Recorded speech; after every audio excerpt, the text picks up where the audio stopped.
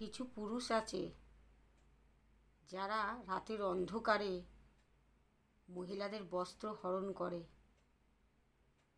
মহিলাদের নগ্ন দেহটা দেখতে খুব পছন্দ করে, দেখতে খুব ভালোও লাগে তাদের।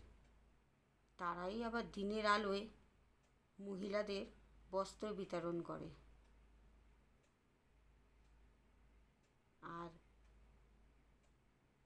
তাদের বাড়ির মহিলারাও নগ্ন হয়েই ঘুরে বেড়ায়। তাই বলছি, নগ্ন দেহ তো বস্ত্র দিয়ে ঢাকা যায়, কিন্তু নগ্ন চরিত্র, নগ্ন মন, নগ্ন বিবেক, নগ্ন মনুষ্যত্ব, এগুলো কিন্তু বস্ত্র দিয়ে ঢাকা যায় না। হাজার চেষ্টা করলেও যায় না।